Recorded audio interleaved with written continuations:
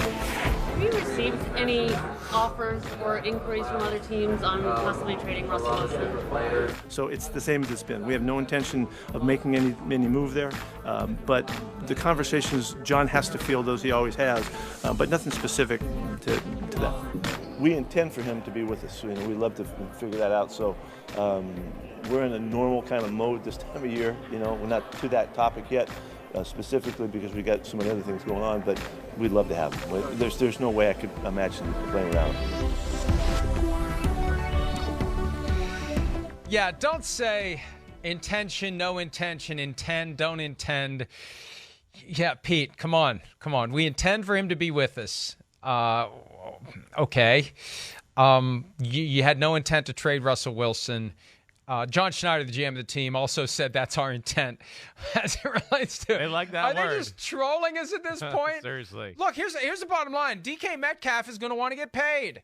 And until they have a quarterback who can get the ball to him on a regular basis. That's it. How do you justify paying him 25, 26, 27, 28 million a year, Chris? Yeah, to me that's the $1 million question, and to where I would think that they're still on the fence about where this goes. I would think that there's some intent to take calls and hear what people say about DK Metcalf. I mean, again, I don't know. Seattle seems like they're in flux here a little bit about where they're going to go. Where's the future here? You're right, DK, it's last year of his contract. If there's no silver lining or something in the future to look at to go, oh, wait, yeah, I want to be here and with this quarterback, then he might not want to be here. They got to figure this out. They got to figure out whether they think there's really a long-term relationship to be had here. Because, even with Russell Wilson, they had a hard freaking time getting the ball to DK Metcalf. I mean, that's one of the problems, the annoying things about Seattle.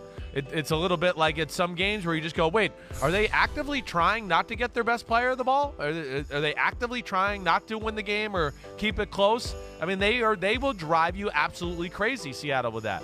So he's got to be frustrated as a player already to begin with. And it's definitely another one of these situations where he's on my radar to listen for chatter or this could be a possibility sometime before the draft happens that they think, wait, okay, he wants groundbreaking money. We're not sure we're ready to do that. They trade him, whatever. I wouldn't be shocked. No one's untouchable if Russell Wilson gets traded. That's right. No That's one on that team is untouchable. Yeah. And all it takes, we already know where the Seahawks land on the F them picks versus grab them picks mindset. They're willing to trade an established player to stockpile draft picks and avoid having to pay him gigantic money. So all it takes is a team to swoop in with the mindset of the Dolphins with Tyreek Hill, the Raiders with Devontae Adams, and make the Seahawks an offer they won't refuse. Yeah. Because they'll take those picks if there's a team that says, we'll take DK Metcalf. Here's the other side of it, too, and this dovetails with something that Matt LaFleur, the coach of the Packers, said yesterday about Devontae Adams. At a certain point, they respected his wishes. When have we ever heard a team respect the wishes of a player? Unless they're just trying to justify the move to Aaron Rodgers or their fan base, and they're lying about it. The idea that you would respect the wishes of the player, that opens up a whole new universe. If DK Metcalf doesn't want to be there without Russell Wilson, and the Seahawks respect that, then they're more willing to move on from him, either now or after this season. But why not do it now? If you're rebuilding now, why not do it now and get the extra picks now? Yeah, I agreed. Do it now. I would think there's more value in doing it now than after next year as well. I would think that a year early, the team can kind of figure out the contract situation as they go there, get to know the player, all of that. I was going to bring up a point there about something you said, definitely. But no, it was the Green Bay point. I think it's where we're going in the NFL. We talked about this a little bit on Monday and Tuesday. I think a lot of these teams have gotten to the point where it's just big money, and they don't want to deal with, oh, wait, the guy that doesn't want to be here situation. They don't want to deal with that. And especially if the guy is, of course, one of the leaders in your locker room and a guy that, can get people to listen in that locker room. It seems that's the way this is going in the NFL. And as long as, okay, you don't want to be here, as long as we get compensated fairly for it, okay, so be it, and there you move on.